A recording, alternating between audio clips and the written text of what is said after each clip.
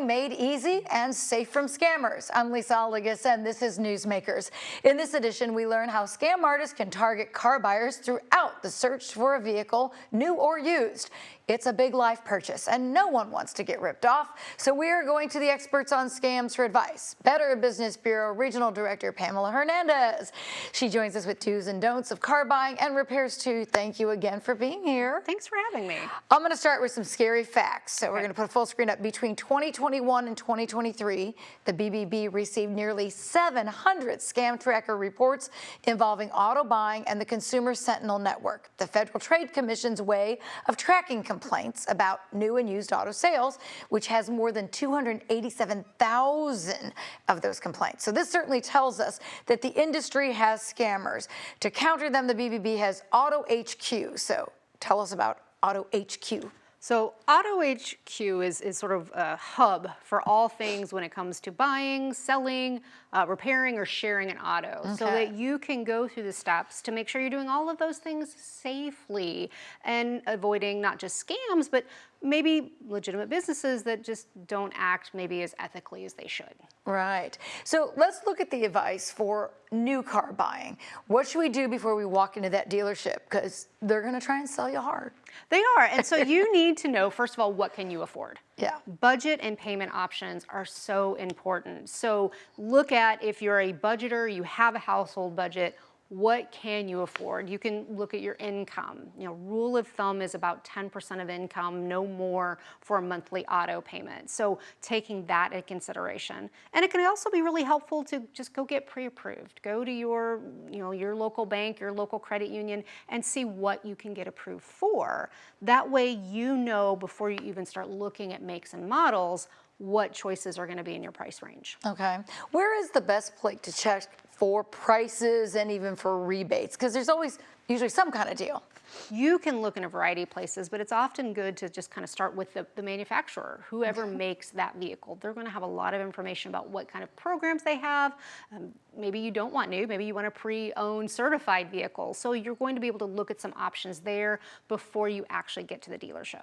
What does certified vehicle mean? That basically means they are certifying, even though it's used, that it meets all of their quality standards for that particular manufacturer. Okay.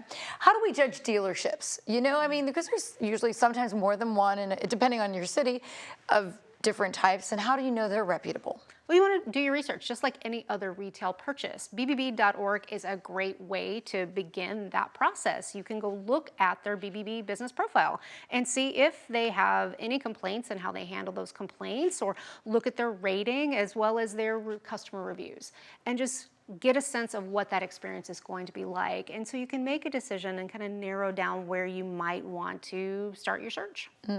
So you're going in, here comes the car salesman, known to be very convincing usually if they're good at their job. What do you do before considering if you will buy? Like, I mean, I'm always a test drive. What are all those things that you need to do before you sign on that dotted line? Absolutely. So you've done your research, you know the make and model, you know your price range. So do your best to stick with those, but you absolutely want to take that test drive. That's one of the things at BBBHQ. You can find a link to a checklist that will tell you what you need to look for during that test drive. So for example, make sure you bring a buddy, because you're right, that salesperson is going to be talking your ear off during that test drive. And so your buddy, your friend, can kind of keep track of that checklist while you might be a little distracted with the salesperson. And bring specifications. For example, are you always hauling around hockey equipment or a dog crate? Make sure you know that so you can take some measurements and see how that's going to fit before you start the test drive. And you can check out safety features. You can make sure the acceleration is smooth and fast, and check those brakes. Make sure they're going to work the way you want them to in an emergency. So it's really a good chance to just dig into that vehicle. And the checklist has so many more things that you want to look for when you're doing that test drive. Gotta check all those bells and whistles. That's right. So what about if you have a trade-in? And I always thought this was tricky. How do you know, if you're getting a good offer for what you have? I mean, I've heard of Kelly's Blue Book. Is that the standard, or how do you know? Kelley Blue Book, still a great source. And the thing you want to keep in mind is you want to keep the trade-in separate from the price. Often when you go in and you try to negotiate, they kind of want to wrap everything up, but get a sense first, if you're going to do a trade-in, of what they're going to give you before you even start negotiating on a specific vehicle. That way you have that part set. It's based just on the vehicle, not a package of things that they're trying to give you. You'll tend to get a little bit better deal for your trade-in that way. Okay, good advice. So you think you want to buy? Are there any last-minute checks before writing that first check? I mean, is there a way to do a background check even on the vehicle? Well, if it's a brand new vehicle, you're not going to initially need to do a vehicle history report, but just double check that everything matches in the invoice. Make sure the VIN matches, that all the features, everything that you discussed matches that vehicle that you're getting. Okay, let's switch to shopping for a car and a used car. What is the same? What's different than if you're looking for new versus used? You know, a lot of things are going to be the same, but this is where that vehicle history is going to come into play. So you can get that sometimes from the dealership, sometimes independently, but you want to look at that history. You want to make sure, for example, there's not a salvage on that, there's an accident. You want to make sure everything matches up. Does the maintenance match the miles?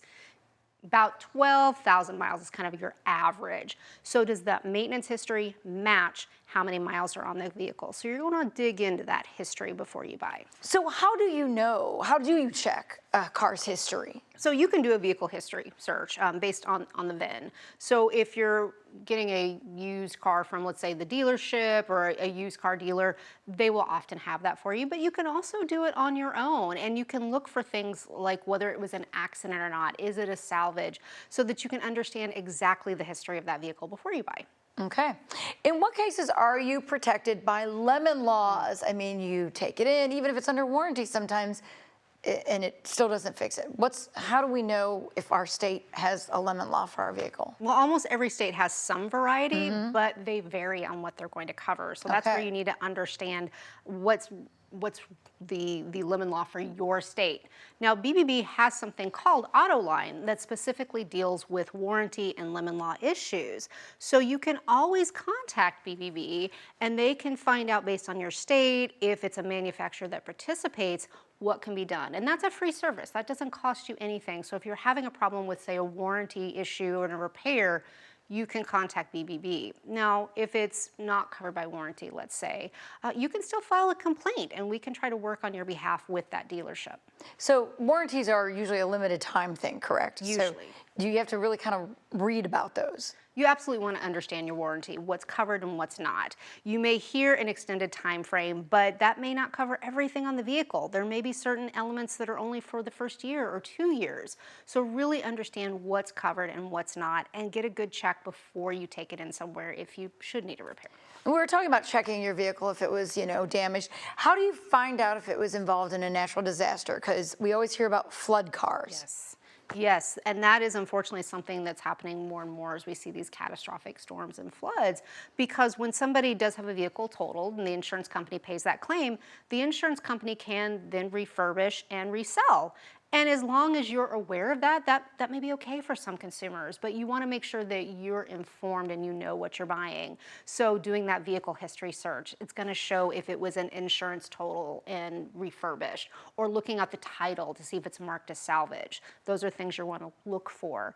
If you're buying from an individual, let's say, maybe it's not as easy. You can certainly get your own vehicle history, but also just doing some extra inspection, looking for rust, for example, or any kind of grit on the interior, checking wires. If they've been exposed to water for a long time, that can make that wiring in the car, in the dashboard, it can make it very brittle. So just doing some extra work to make sure that you're getting what you pay for. Yeah. And can a flooded vehicle be repaired enough to function? It can, it absolutely can. It's just about being aware of what you're getting and knowing that before you buy. Okay, and if we don't do a trade-in and want to see our own car or sell our own car, what steps do we take to get the best price possible if we want to sell it on our own? Oh, and there are so many options to do that now. You can do a private sale. There are companies who specialize in buying your car and make it easy.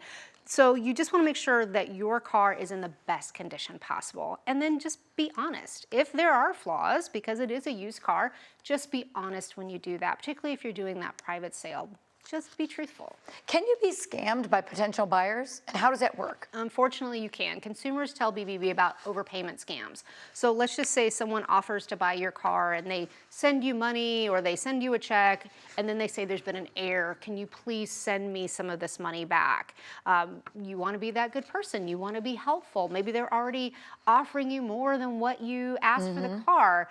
And unfortunately, because of the way, let's say, peer-to-peer payment apps work, this happens with like a Venmo or a PayPal, those transactions, there's a lag. And so you may not realize that you haven't gotten that amount of money before you send it back. So you want to be very cautious if someone sends you extra or offers to pay above that asking price. All right, be cautious. All right, well, great info. We're going to take a break. When we come back, we're going to look at car repairs and maintenance and how to get a good mechanic. So don't go away. When you have precious cargo in the back, you want a mechanic you can trust working on the front. Look for the BBB seal. It's the sign of a better business. Find a BBB accredited auto mechanic near you at bbb.org.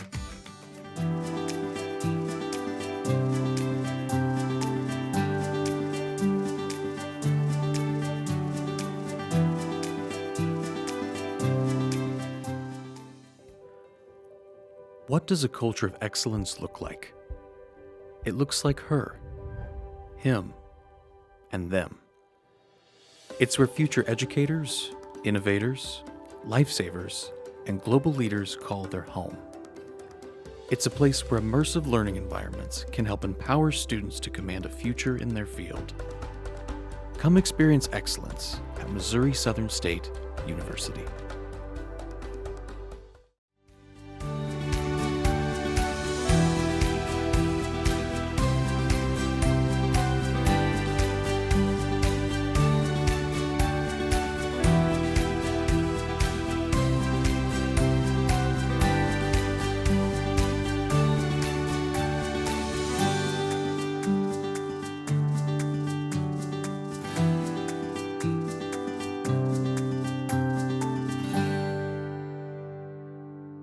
Welcome back to Newsmakers, where we are talking cars, trucks, and auto buying, selling, and now repairs and maintenance without falling prey to scammers. Pamela Hernandez with the Better Business Bureau is our expert on those trying to cheat you out of your money and sometimes leaving you with a rotten vehicle. So when it comes to a mechanic, I think this is an important relationship of trust. How do you find a good one? What questions should you ask? Such a very important relationship. It's a big purchase, your car. It is. And so you want to find somebody that you trust to work with it. And so not waiting until it's an emergency. You know, car maintenance is very important. And so it's better to find someone and take your time before an emergency and develop that relationship before you have an urgent repair.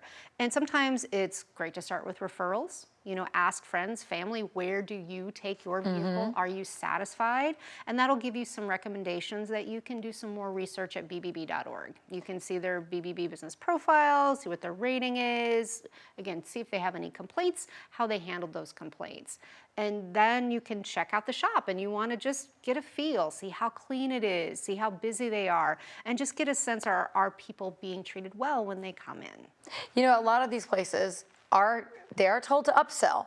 Like while you're there, hey, we did this 15-point check and we also noticed this. So are those things that you should take seriously? Do you have to worry about that they're trying to sell you something you don't really need? Well, it depends. So if you're in a maintenance situation, you surely have some time to shop around. So make sure you're getting compare apples to apples. What do different people charge for these different services? What are they going to do? When you're in an emergency situation, it's a little harder, but you still want to try to get estimates if you can and compare what are they trying to give you, what are they trying to sell you, and then figure that out against, say, the vehicle recommendations. If it's a maintenance situation, what should you be getting at a certain mileage as opposed to what do they think you need? Yeah, your air filter's dirty. Well, I just had it 2 months ago. Right. You know, so okay. I think we've all had that happen. Yeah. Warranties run out over time. So how do you know what's covered? Should you check for recalls? Well, if you bought from a dealership, you should get those recall notices automatically. Those should come to you in the mail. But you can certainly double check. Your mechanic, again, if you have that good relationship when you're taking it in for that regular maintenance, they're going to be able to alert you if there's any recalls as well. And understand that warranty. Some warranties cover service. So you want to know at a certain point, when am I going to have to start paying for that regular maintenance? So just make sure when you buy the car, when you buy the warranty, you understand what's covered and how long it's going to be covered for. Okay. Do repair shops typically know what insurance will cover or how to figure that out? So you've had, whether it's a dent and ding or something like that, you know, you're going in for an estimate. Do they file for insurance? Do they check? Can they give you, can it be misleading? An experienced mechanic, repair shop, they're going to have an idea. If they've been in business for any amount of time, they are going to understand or at least have a good idea of what insurance will often cover. But your coverage is going to be specific. So you're going to want to also take that information to your agent or your insurance company and find out specifically what kind of repairs will be covered, particularly in an accident situation where we have that emergency. You may need to get it towed and held for a while until you can figure out exactly what they're going to cover, or are they going to total it instead of paying for any kind of repairs. Okay. Well, what's important to have in that insurance policy? And should you expect a rental car if you have to get repairs? You know, those are all great questions to ask when you purchase your auto insurance. You want to understand what you're specifically going to get. What kinds of coverage are you going to have for things like underinsured or uninsured motorist? And then how claims can affect your policy going forward. So as you're shopping for a car and then as you're thinking about that maintenance, you want to ask those good questions of your insurance agent. You want to ask, will I have a local agent? That's the difference between maybe shopping for insurance online versus talking to a local agent that you can also come to with those questions. What do you need to know when you're going to make a claim? You want as much detail as possible. So your first call after emergency services, if there's an issue, should be to your insurance agent. They're going to walk you through that information. They're going to want documentation, so photos if you think about it, any information, police reports from an accident, any of that, and then contact them so they can walk you through step by step any additional documentation that you might need. How does your deductible impact a decision on getting a vehicle repaired? So your deductible will kind of determine what that price point looks like, right? So if you have, say, full coverage versus liability only, what does that look like? It's going to impact your bill at the end. Okay. How do you decide if you want a low or high premium when you're buying car insurance? Well, again, you got to look at your budget, right? You know, we talked about buying. So when you buy, not only are you thinking about how does your monthly payment for the car, but what is that insurance payment going to look like as well? And one of the things that you can do is the size of the deductible to determine what that insurance premium is going to look like. But you also want to ask about other discounts. Are there multi-car discounts? Are there discounts for having car and home? Safe driving record. Safe driving. Some insurance companies, if you take a defensive driving class, will give you a discount.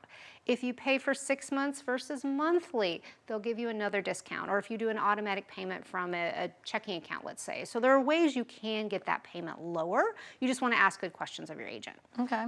Let's talk a little bit about electric vehicles. As more of them hit the market, are expectations when it comes to insurance different? And overall, do they typically cost more than the average car or truck? Should we expect those to be more expensive? Traditionally speaking, they have been more expensive. And insurance, you know, it can vary. There are more things electronically that can go wrong, obviously, but you also don't have a gas engine, which is different. So it can vary. You really want to talk with your insurance agent about the specific electric vehicle that you're looking for. Maintenance can look very different because, again, you don't have a gas engine. So what that looks like can actually save you money from a maintenance perspective. And then you also have to think about charging. Do you want to have a charger installed at home?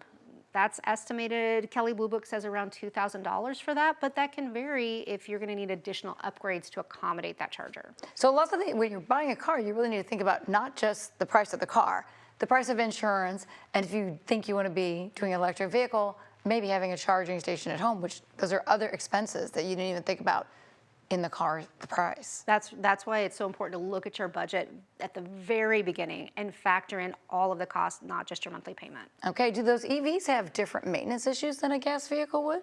They will. They're going to have different issues, different things. That's why it's so important to look at your manual, talk to the dealership, and even do your research before decide purchasing to make sure that that's something that you want to do. You have to think about how all of that is going to affect a maintenance schedule versus maybe what you're used to with a gas-powered car. All right. Lastly, I'm a firm believer that oil is the lifeblood of a car. Somebody told me that once. Needs to be changed regularly. What other regular or seasonal maintenance should people be considering or thinking about to take care of their vehicles? Well, certainly familiarize yourself with that maintenance schedule that comes with your car. But you want to think about, for example, tires. You know, we often don't think about that until we wake up and we have that flat tire or something goes wrong. So just make sure you're keeping track of how long you've had those tires. Have they been rotated?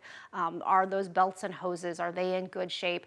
And we also want to think about the exterior. You know, we do get some winter weather in this part of the world, and so we want to make sure that we're keeping the exterior looking well, and that can require some maintenance there on a regular basis to make sure that you're protected and then getting any road salts or chemicals off your vehicle. Okay, good advice. We're going to take another break. When we return, we take a look at rental vehicles, leasing, auto clubs, and ride sharing, plus virtual vehicle scams. What you need to know after the break.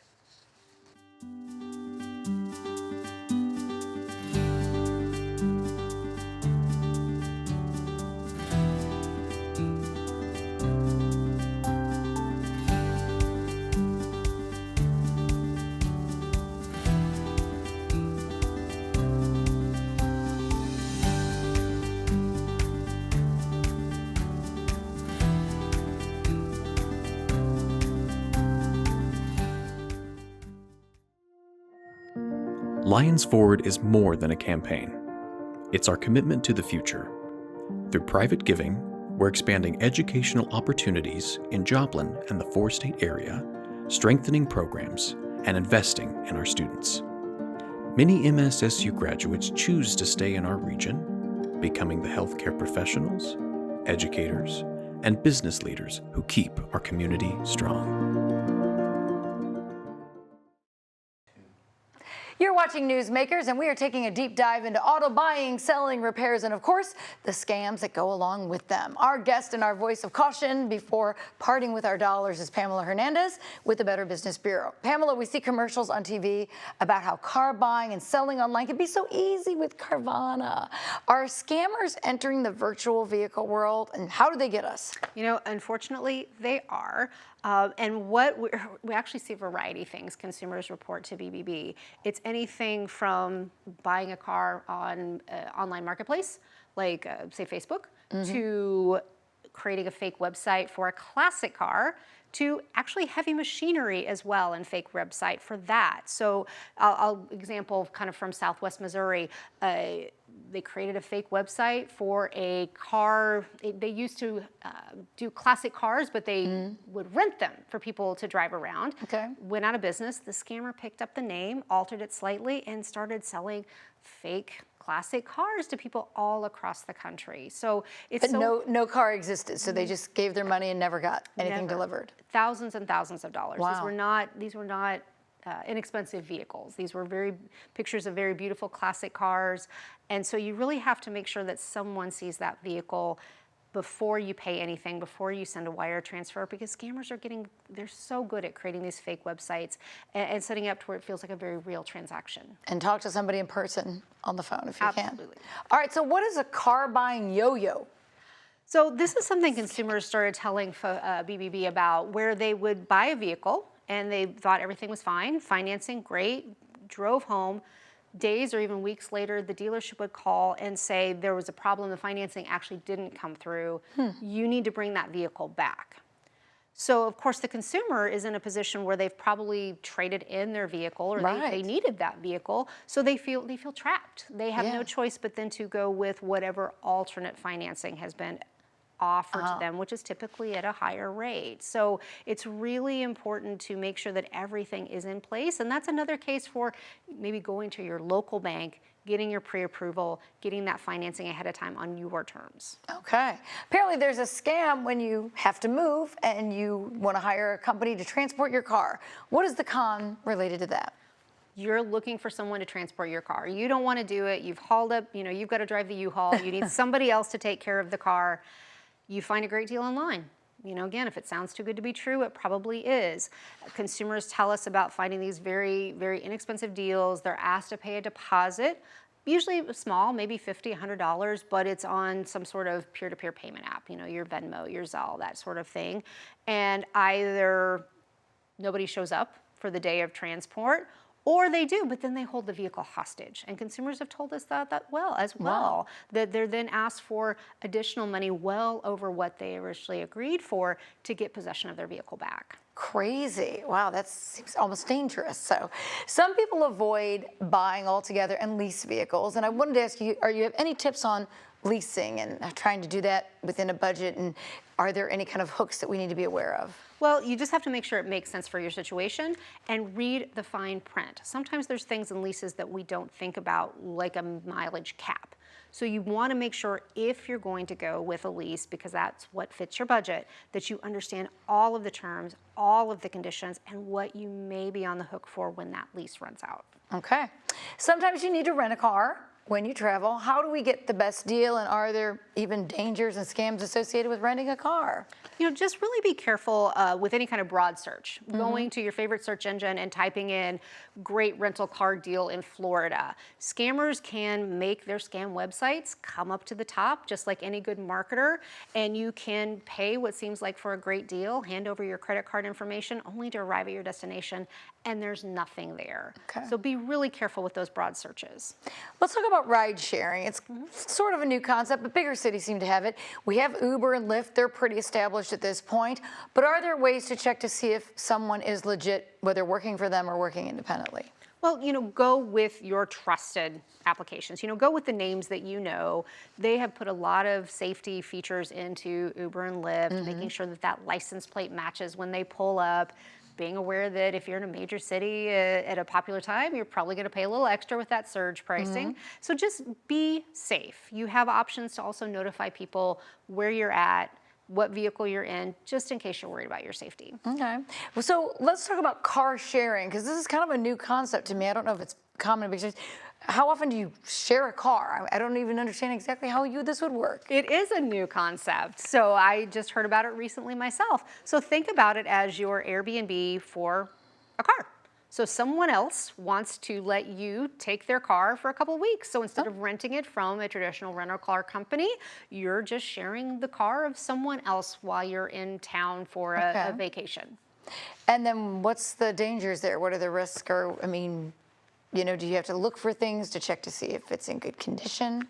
You have to do a little bit of everything. So just like with a traditional rental car agency, you want to understand terms and conditions, you want to understand other fees, and you want to be safe. You want to make sure that this person is legitimate. You want to make sure that you're meeting them in a safe place to pick it up. You want to just take all those extra safety precautions as if you were maybe selling a car. Okay, sounds good. Well, let's remind folks where they need to go if they feel like they've been scammed. Well, BBB.org. Great place to start. Now we've got the Auto HQ, which is where they can find all of this information specific to autos, plus so much more. If they think they've been scammed, they can go over to the scam tracker page. So bbb.org/scam tracker. They can search, see if other people are reporting as a scam, and certainly let us know if they do encounter a scam. All right. Thank you for all the great information, Pamela Hernandez. Thanks for Appreciate having it. me. That wraps up this edition of Newsmakers. Before you buy or rent a vehicle, do your research and check with the BBB. Thanks to our guest, Pamela Hernandez, for great advice, and thank you for watching Newsmakers.